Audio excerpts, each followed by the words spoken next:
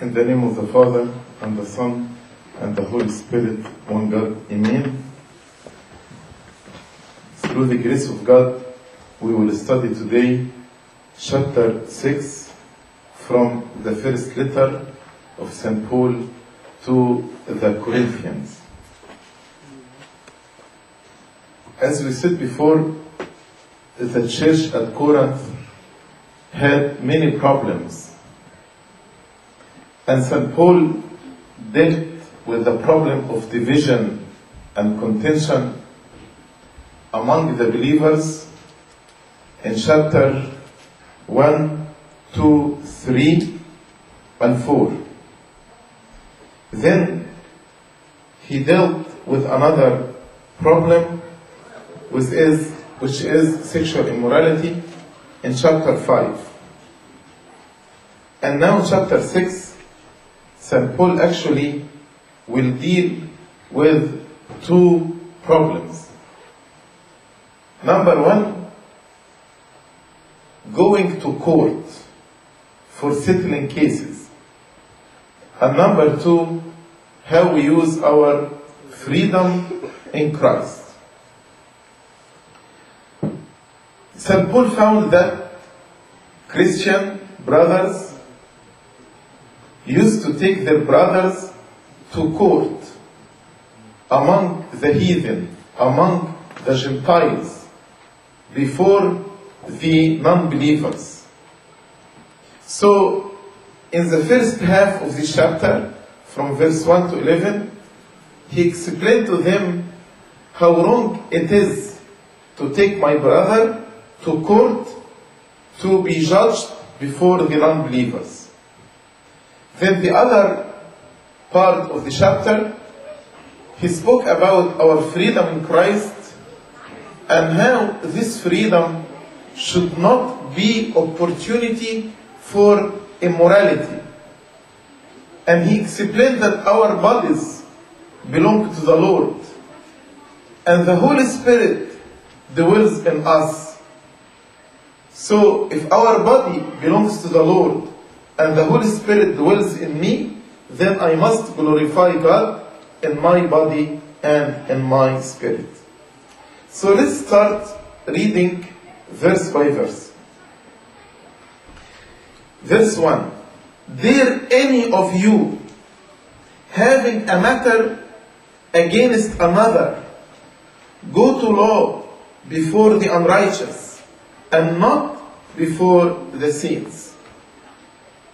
There, when St. Paul said, dare any of you, as if he is saying, if you dare, and you take your brother to a court before the unbelievers, this means you are unloyal to your brother. So the word there here implies disloyalty against Christian brotherhood. And when he spoke about the non-believer, he used the word unrighteous. Of course, I cannot accuse all the non-believer as if they are unjust or unrighteous, because many of them are just unrighteous. Why then St. Paul said and called the non-believers the unrighteous? Because the non-believer will not use the law of God to make judgment. They will not use the law of God to make judgment.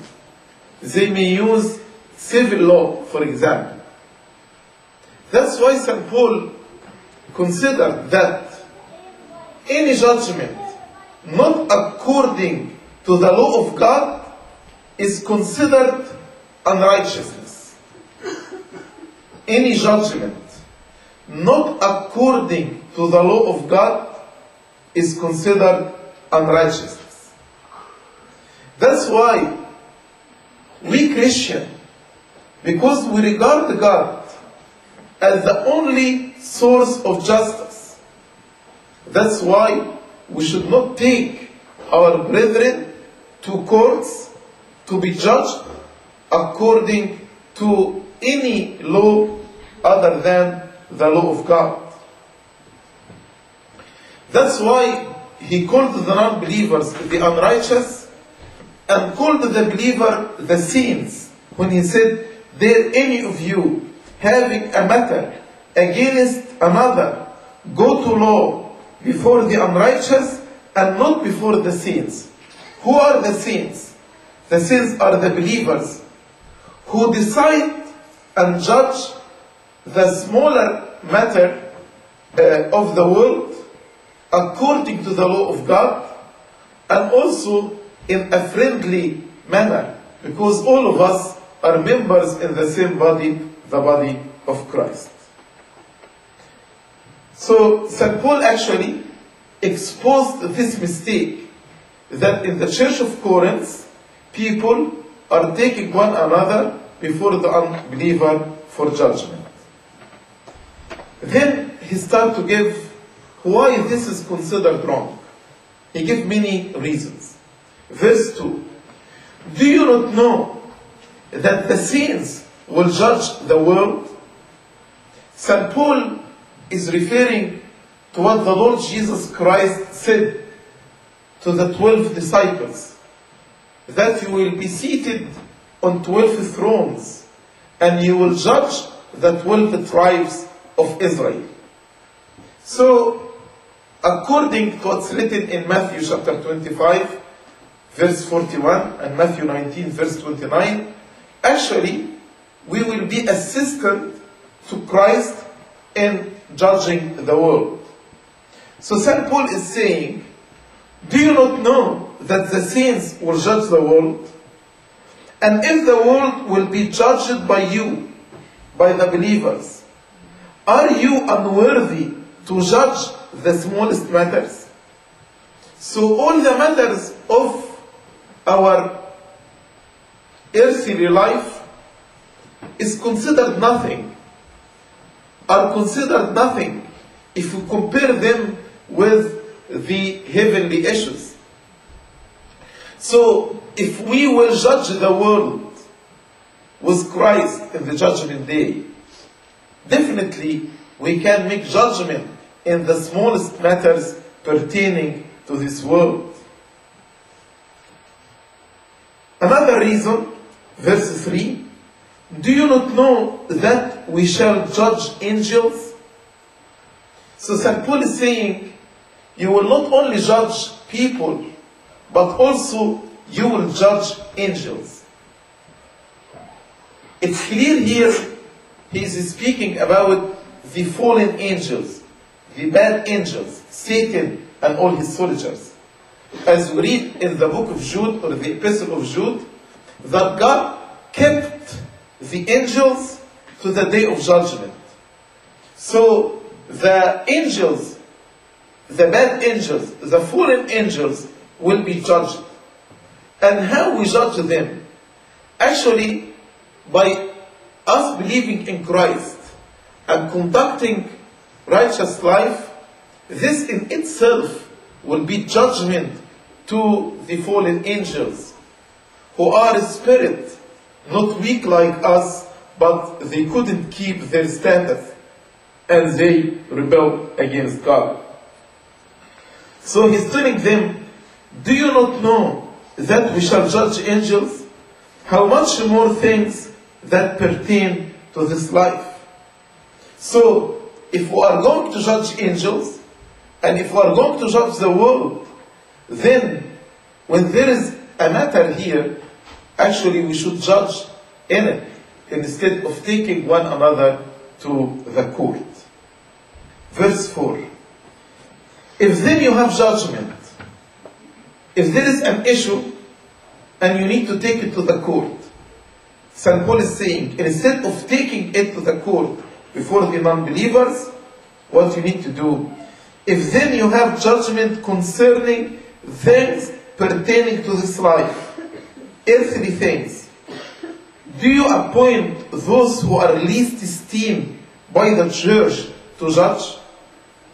So as if he is saying, appoint those who are least esteemed by the church to judge. And this will be better than taking your brother to judge him before the unbelievers. Another way to understand this verse, as if he is saying, who are least esteemed by the church? Who are not esteemed at all by the church? The judgment of the unbelievers, because they will not judge according to the law of God. So St. Paul actually is asking them a very important question. If you have a judgment, do you go to those non-believers who are least esteemed by the church? They are not esteemed by the church, not because of who they are, but because of the law that they will use. Because they are not going to use the law of God. So how you go to those who are not esteemed by the church to make judgment? That's why many times the church does not approve the judgment of the civil courts. Like in the cases of divorce. Maybe a civil court will divorce the couple, but the church does not approve this divorce. And it's really sad that many of us, when we don't like the judgment by the church, so we go to the civil court to get judgment according to what we want. As if we reject the ruling of God and we accept the ruling of men. That's why St. Paul is asking them, how come you do this? How come you go to court to be judged by the non-believers who will not use the law of God to make judgment? That's why in verse 5 he said, I say this to your shame. So the last verse, verse 4, he mentioned to shame them, not as a rule. He's not asking them to go and make those who are less esteemed by the church to make judgment. But he is embarrassing them. He is shaming them. How come you are doing this? But now he is making the rule. Is it so that there is not a wise man among you, not even one, who will be between his brethren?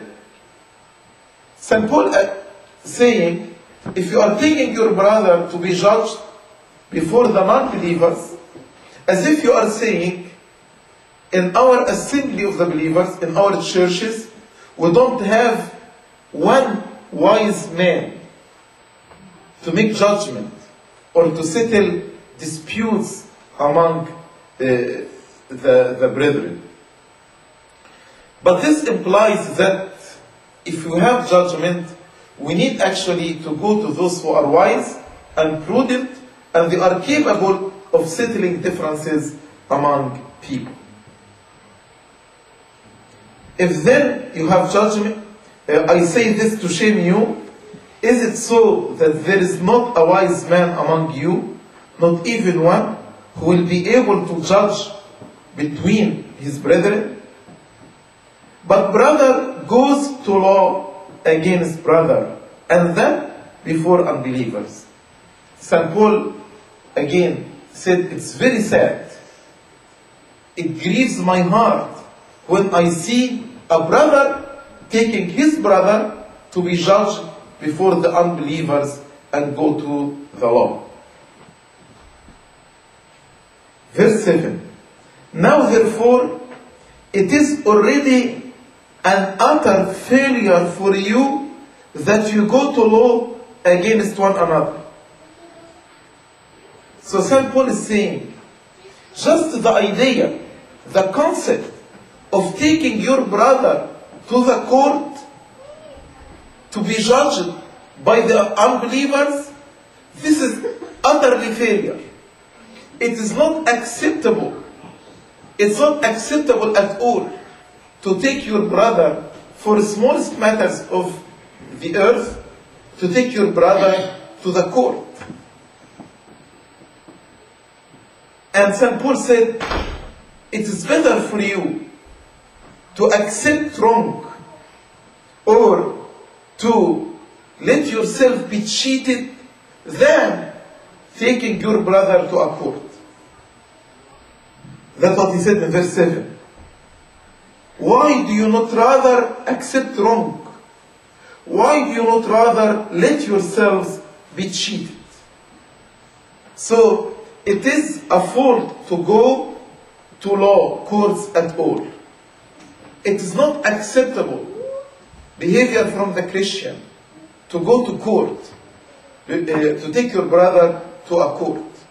So, if going just to the court is not acceptable, how much more when I go to a court before the non-believers?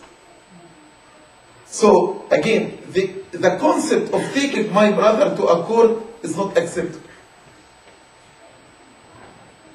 And if taking him to a court, is not acceptable, how much more this will be never acceptable to take my brother to be judged before unbelievers. It's better to suffer wrong. It's better to suffer injustice than going to the law and injuring the peace of the church and stirring ill feeling among the brethren. That's why he said, why do you not rather accept wrong? Why do you not rather let yourselves be cheated? Verse 8. No, you yourselves do wrong and cheat. So, instead of you accepting wrong and let yourself be cheated, actually you are doing the opposite. You do wrong, you harm your brother, and actually you cheat your brother. And you do these things to your brethren. And actually by doing this, we will not be the sweet aroma of Christ. The non-believers will not see our good works and glorify our Heavenly Father. So actually, when we're doing this, we are not setting a good example before the non-believers.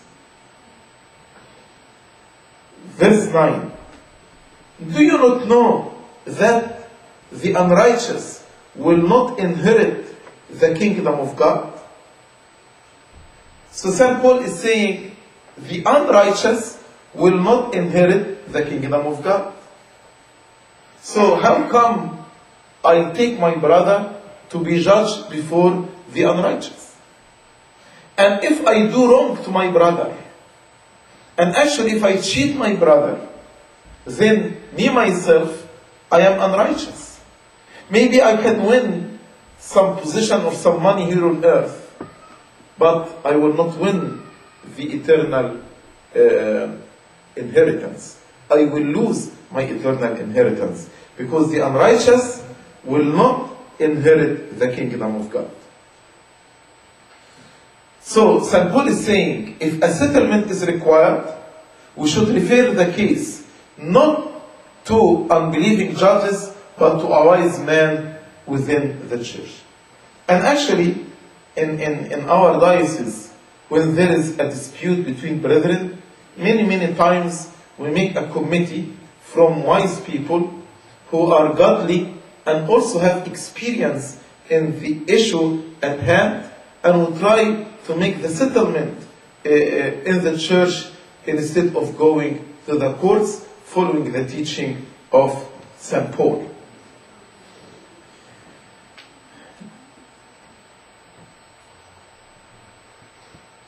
Do not be deceived, neither fornicators, nor idolaters, nor adulterers, nor homosexuals, nor sodomites, nor thieves, nor covetous, nor drunkard, nor revilers, nor extortioners will inherit the kingdom of God. In verse 9 and 10, St. Paul mentioned a list. This list included many sins. And St. Paul made it very clear that all people who commit such sins and will not repent cannot inherit the kingdom of God. So, if God is commanding us to repay evil by good, to return good for evil, so if we become unrighteous to our brethren, and we do wrong to them, to hurt them, and also to cheat them, definitely we will be punished. And the person who is doing this will not inherit the kingdom of God. The church actually is the kingdom of God on earth. The church is the icon of heaven. So the church is the kingdom of God on earth. And the faithful member of the church who conduct their life in a godly way will inherit the kingdom of heaven. But those who do not conduct themselves in the right way will not inherit the kingdom of God. That's why he said, do not be deceived. Do not be deceived means what? Let no one make the mistake of thinking that any unrighteous man shall be an heir to the kingdom of heaven. No. Don't let this thought settle in your heart. Don't accept this thought from Satan, because it is deception. The unrighteous will not inherit the kingdom of God. Not only the unrighteous, but all the people mentioned in this list, the list of vices given in verse 9 and 10, will not inherit the kingdom of God. And again, the list includes the unrighteous, fornicators, idolaters, those who worship the idols, adulterers, homosexuals, sodomite referring to the city of Sodom and Gomorrah. Because the people in Sodom and Gomorrah were practicing homosexuality beside other type of sexual immorality. So St. Paul is saying any sexual immorality committed by the people in Sodom and Gomorrah, those who commit such immorality will not inherit the kingdom of God. Nor thieves, nor covetous, nor drunkards, nor revilers, nor extortioners will inherit the kingdom of God. Verse 11. And such were some of you. So St. Paul is giving hope. Some of the believers in the church of Corinth used to commit these bad sins, these bad vices. But actually they repented. And now they are faithful members in the assembly of Christ, in the assembly of the believers. So St. Paul is saying, maybe some of us committed such sins, but if we repent, then we will be accepted into the assembly of the believer. And such were some of you, which means that the believers in Corinth, some of them used to practice such vices before their conversion.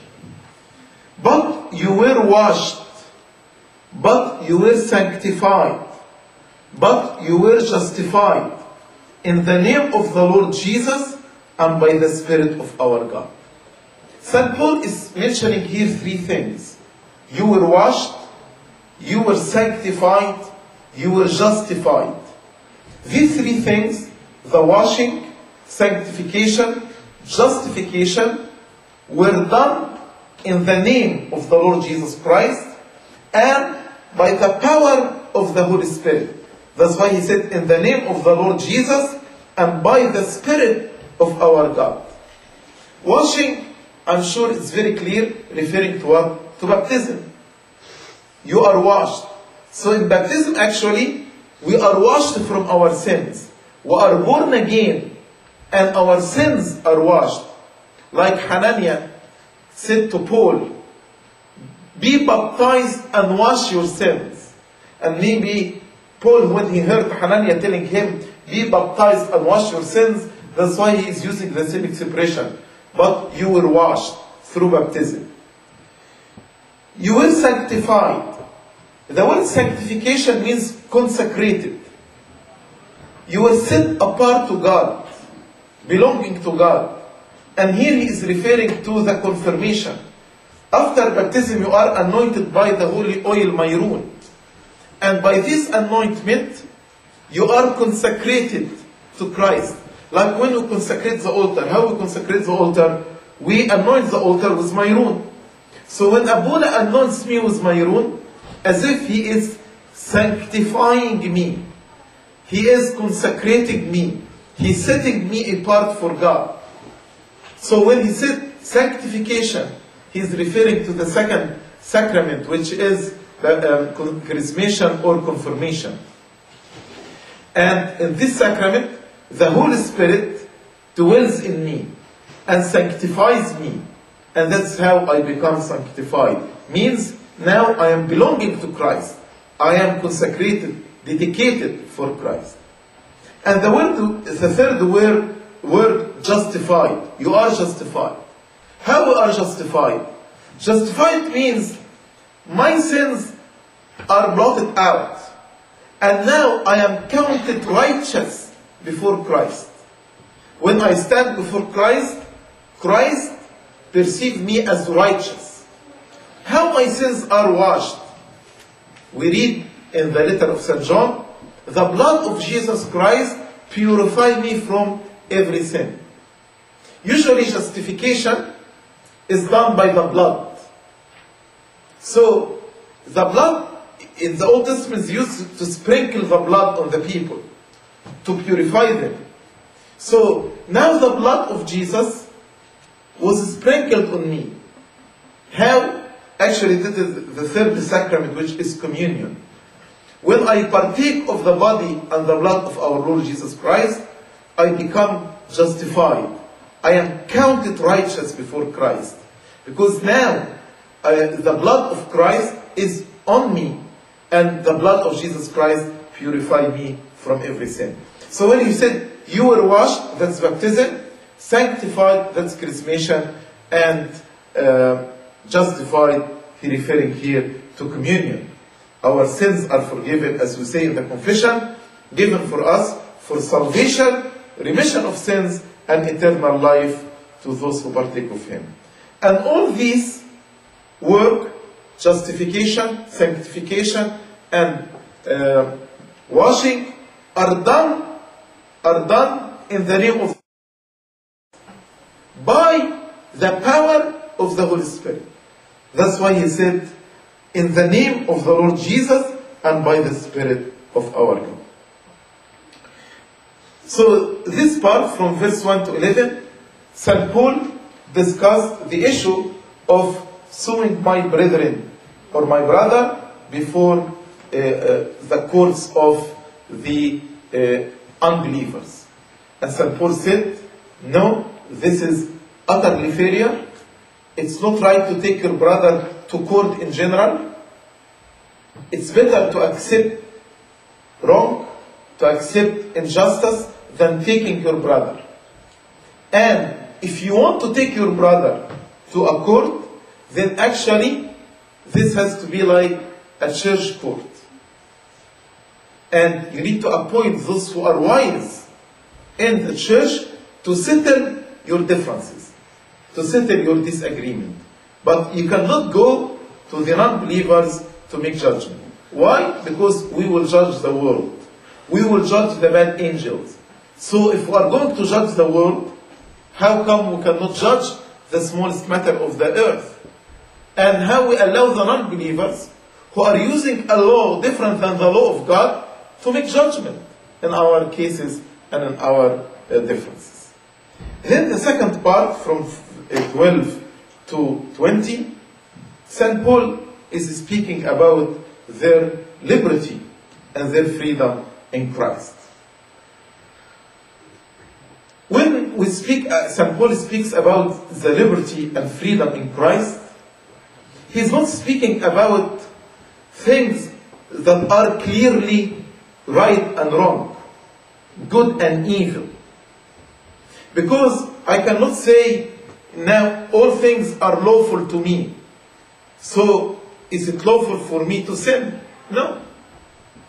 So what is clearly bad and evil, I should abstain from this. But there are things are not clear, or things that are indifferent. How can I make judgment? St. Paul said, you can use your liberty in Christ as a Christian in regarding to things indifferent. But we need to have discretion. We need actually to distinguish between what is suitable for me and not. That's why he said, all things are lawful. And all things here again does not include everything, even the bad and evil. But St. Paul is saying, anything apart from the bad and evil are lawful. So all things are lawful for me, but all things are not helpful. So although is it lawful, you need to ask yourself, is it helpful or not? For example, another issue we will address in the Church of Corinth. Eating meat offered to idols. For some people, they can say nothing wrong in it to eat such meat, because all things are lawful. I don't believe in idols. There is nothing called idols. So all things are lawful. But is it helpful? Is it helpful? If I offend my brother, it's not helpful. If I will be under the control of this thing, then it's not helpful. For example, drinking wine is lawful. If it's not lawful, we cannot use it in the divine liturgy. But is it helpful? When I drink wine, I will fall into slavery and I become under the control of wine. Then actually, this will not be helpful. So here I have to decide, although it is lawful, should as Christian do it or not?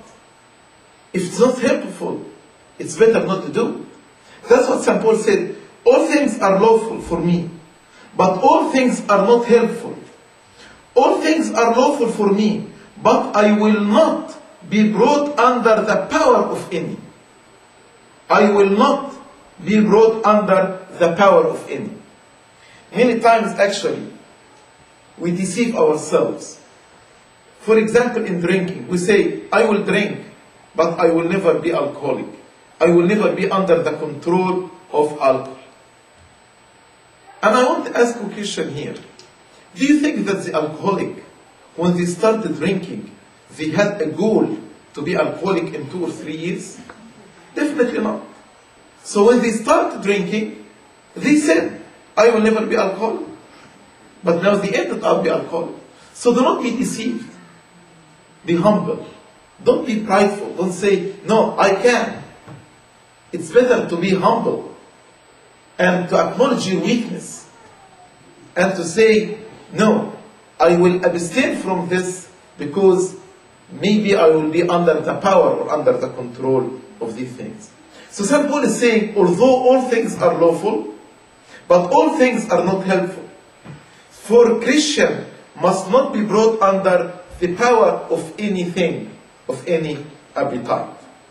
Because if you are under the control of any habit, then you lost your freedom. You lost your liberty in Christ. You are now a servant or a slave of sin. And after Christ has set you free, now you are a slave for this sin. Though all things are in our power, but we must not be brought under their power. Some people were applying this about eating. So they want to justify eating. So they said, verse 13, food for the stomach, and the stomach for food, but God will destroy both it and them. It referred to the stomach, them for the food. So some people try to say, if I like to eat, nothing wrong with this. Because food for the stomach, and stomach for the food. And when we die, actually, the food and the stomach both will be destroyed. And even if we accept this, although if I became enslaved to gluttony and just the love of eating, this will be sin, because now I am enslaved to a bad habit. But some people were using the same concept about the body. So they are saying, as the food is for the stomach, then the body is for sex. As God planted in us the desire to eat, God planted in us the sexual desire. So as we eat, there's nothing wrong, actually, to practice sexual activity. Because the food is for the stomach, and the stomach is for the food. In the same way, the body is for the sex. But St. Paul said no. Even if I agree with you that food for the stomach, that's what St. Paul is saying, food for the stomach and the stomach for food, but God will destroy both it, the stomach, and them. Now, the body is not for sexual immorality. So he did not say body is not for sex, because sex is acceptable and honored within the boundaries of the sacramental marriage. But outside this, it's called sexual immorality. And he made it very clear, you cannot say body is made for sexual immorality. So he said, now the body is not for sexual immorality. The body is created for the Lord, but for the Lord, and the Lord for the body. So, even if self-indulgence, eating, was excused, but if we are going to speak about the body is not for fornication. That's what St. Paul is saying. And he made it very clear, body is made for the Lord, to glorify God in our body. He created us for himself. And he started to give reasons, justification, why our bodies are for the Lord and not for sensuality.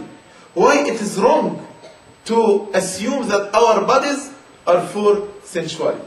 And unfortunately, this thought is spreading right now. Many people, and especially the young adults, they say, God is the one who planted in us the sexual desire. What's wrong in practicing and being active sexually? And even they don't call it fornication or sexual immorality, they call it premarital sex. So just God, as I have the stomach and I eat, I have the sexual instinct, so let me practice this. St. Paul is giving many reasons why this is completely wrong. Number one, because our bodies are for the Lord, and the Lord are for the body. Verse 14. And God both raised up the Lord and will also raise us up by his power. So he's saying, do you want an evidence to know that your body is for the Lord? Why God raised the Lord Jesus Christ physically by his body. Because as Jesus Christ rose from the dead by his body, also our bodies will be raised. And our bodies will inherit the kingdom of God. Not only our spirit will inherit the kingdom of God, but also we believe in the resurrection of the bodies, and the bodies will inherit the kingdom of God. God both raised up the Lord and will also raise us up by his power. So, if the body is for sexual immorality, then actually maybe God should destroy the body as he destroyed the stomach and the food. But the body will be raised in a spiritual, in glorified manner, in order to glorify God in heaven. In heaven there is no food, will not eat. That's why the stomach will be destroyed. But the body will be raised. So the body is not for sexual immorality. Our bodies are part of the Christ mystical body. Verse 15. Do you not know that your bodies are members of Christ? So your body is are members in the body of Christ. So we are parts in the mystical body of Christ. I usually say, before baptism I am individual. And after baptism, I join the body of Christ. So now I am a member. A member from a whole, the body of Christ. So, my body is part, is organ, is member in the body of Christ. Shall I then take the members of Christ and make them members of a harlot? Certainly not. My body is part of the body of Christ. And the Holy Spirit dwells in my body. When a person cleanses with a harlot, he becomes one with the harlot. But this body is part of the Christ, member in Christ. So as if I am making the members of Christ members of a harlot, I am making the members of Christ one with a harlot. And St. Paul is asking us a very serious question. Shall I then take the members of Christ, which is my body, and make them members of a harlot? Certainly not. How profane to take a member of Christ's body and degrade it to fornication by joining this body with the body of a harlot.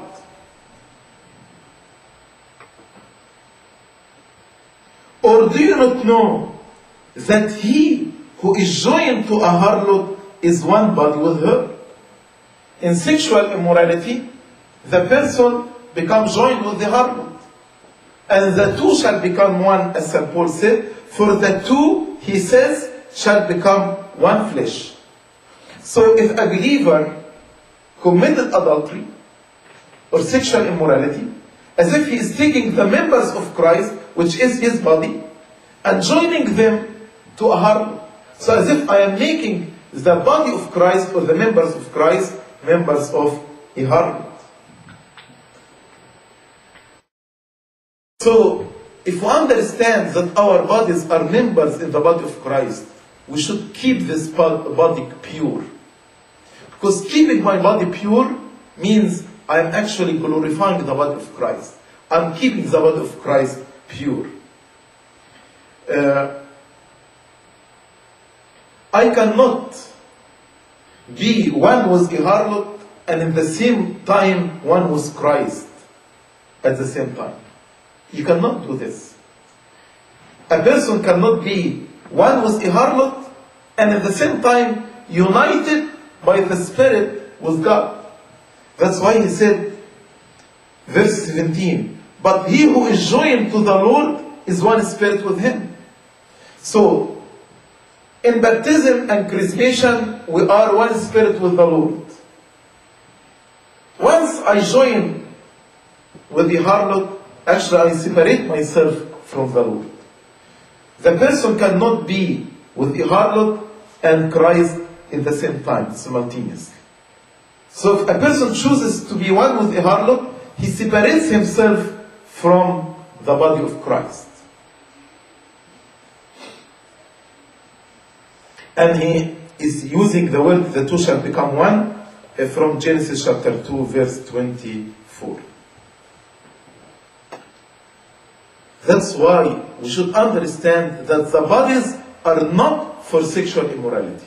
What should we do? Verse 18. Flee sexual immorality. The only way is to avoid temptation. The only way to flee sexual immorality is to avoid temptation and to sanctify my desires. To run away like Joseph did.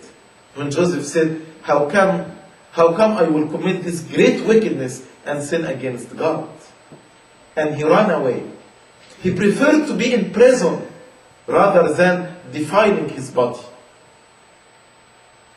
Do we have the same courage and persistence? Are we willing to be in prison rather than defiling our bodies? Flee sexual immorality. Another reason why we should flee sexual immorality. Every sin that a man does is outside the body. But he who commits sexual immorality sins against his own body. So, it defiles my body. Any other sin, it's outside the body. It's outside the body. But when a person commits sexual immorality, he sins against himself. And actually this is very clear in the sexual transmitted diseases. This is very clear how a person defiling his body, not only spiritually, but maybe physically, when he when he falls in sexual immorality, he may contact some sexual transmitted diseases. So, fornication in particular is a sin against the body. It defiles, this sin, it defiles the body, which was intended and designed to be a member of Christ, a temple for the Holy Spirit, like a church, dwelling place for God. That's why in verse 19 he said, do you not know that your body is the temple of the Holy Spirit, who is in you, whom you have from God, and you are not your own. So you see, your body is like the church. Your body is consecrated and dedicated to God. And the Holy Spirit dwells in the church of God. The Holy Spirit dwells in you. So you are a church, you are a temple of the Holy Spirit who is in you. Is in you, He is within you. We usually say God is above us.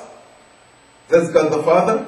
God with us, Emmanuel, the Son. And God within us, that's the Holy Spirit. St. Paul says, who is in you, whom you have from God. You receive the Holy Spirit in the sacrament of chrismation. You receive this from God as the Holy Spirit dwells in you. Another reason, and you are not your own. Another reason, you don't own yourself. Why you don't own yourself? Because Christ purchased you. If you own yourself, maybe you can have the right to your own pleasure. But don't forget that you are purchased with a price. As he said in verse 20, for you were bought at a price. God paid the price. What was the price? His precious blood. He shed His blood to purchase me, to set me free. So now I am not my own. My body is not mine. It is the body of Christ. I am not free to defile my body. I am not free to use my body as I want. But actually, I have to glorify God in my body. For you were bought at a price. Therefore, if you understand that the body is for the Lord and the Lord is for the body, therefore glorify God not only in your spirit, but glorify God in your body and in your spirit, which are God's. So, it is a fact, God purchased us. We are part of His spiritual temple. That's why it is a must for us to glorify God in our bodies and in our spirits. When we fast, when we kneel down, when we raise our hands in prayer, when we go to church, when we go and help the poor, when we do visitation, when we prostrate before God, all these things that we do with our body, that's how we glorify God in our bodies. So as I said, in this chapter, St. Paul discussed two important points. Number one, it is utterly failure for a brother to take his brother to a court, especially before the non-believers. And the second part, don't say all things are lawful for me, and by saying this, you are saying then I can use my body and I can become sexually active. No. Your body is for the Lord, and Lord is for the body. That's why we need to flee sexual immorality and to glorify God, not only in our spirits, but also in our bodies, because our bodies also will be raised in the last day, as the Lord Jesus Christ rose from the dead on the third day. Glory be to God forever and ever. Do you have any comments or questions?